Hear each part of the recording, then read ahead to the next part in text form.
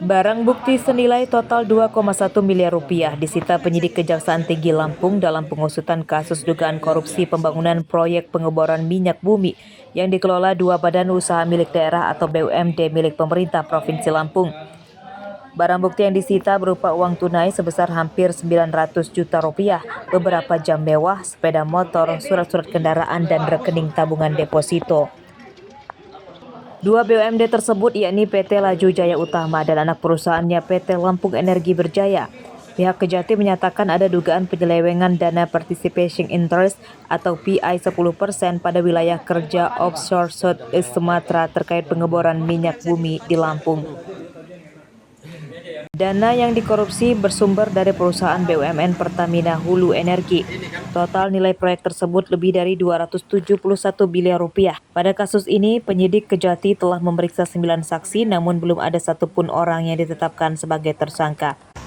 Tim penyidik telah melakukan rangkaian tindakan penyidikan berupa tindakan penggeledahan yang dilakukan di kantor PT Lampung Energi Berjaya dan di 6 titik lokasi penggeledahan lainnya yang terbagi di wilayah Bandar Lampung dan Kabupaten Lampung Timur. Bahwa terhadap tindakan penyidikan berupa penggeledahan tersebut, tim penyidik menemukan uang dan beberapa dokumen terkait dana partisipasi interest tersebut.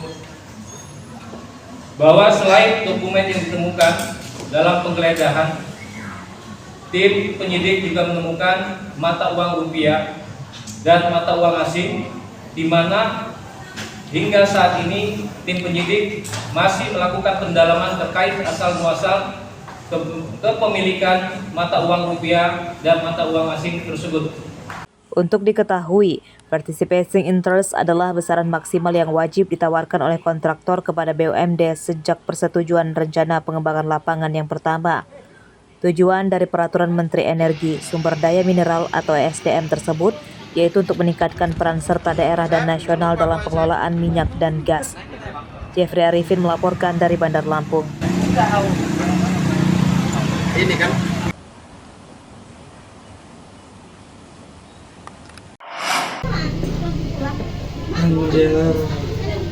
Terbukti mengandung bakteri berbahaya, polisi bersama Balai Besar Pengawas Obat dan Makanan atau BBPOM akan menarik beberapa merek jajanan anak dari pasaran. Antara lain merek Bomb Stripe, Spicy, Noodle Stick, dan Yummy Stick. Jenis jajanan tersebut diduga sebagai penyebab belasan pelajar SD Negeri 1 Durian Payung, Bandar Lampung keracunan beberapa waktu lalu. Kasat Reskrim Polresta Bandar Lampung Kompol Muhammad Hendrik Aprilianto pada Senin siang menyatakan dari hasil pemeriksaan laboratorium BBPOM, aneka jajanan tersebut mengandung bakteri Bacillus cereus yang berbahaya bagi tubuh.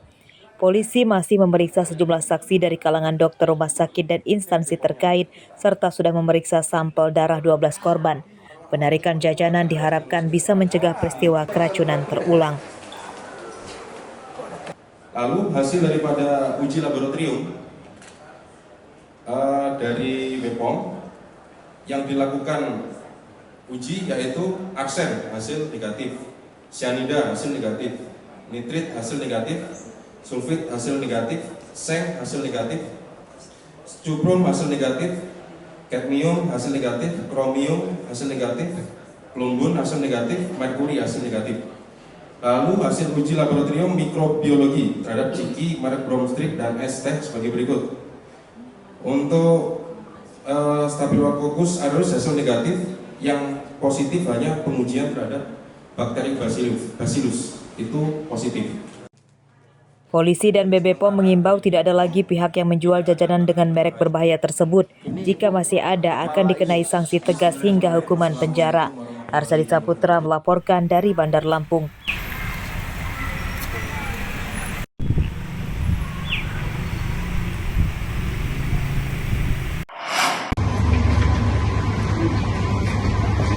Sebanyak 1.059 peserta calon pegawai negeri sipil atau CPNS Senin pagi mengikuti tes seleksi kompetensi dasar atau SKD di Gedung Serbaguna Kampus Universitas Islam Negeri Raden Intan Lampung, Kecamatan Sukarame, Bandar Lampung. Ujian peserta tes CPNS untuk formasi Kota Bandar Lampung ini berlangsung lancar tanpa ada kendala berarti. Tes digelar selama 2 hari dan peserta dibagi masing-masing 413 pada hari pertama dan 464 peserta pada hari kedua atau pada hari ini. Pihak Pemkot Bandar Lampung menyatakan seluruh tahapan termasuk proses registrasi berlangsung tertib dan lancar. Semua peserta juga menunjukkan kedisiplinannya sehingga tidak ada yang datang terlambat.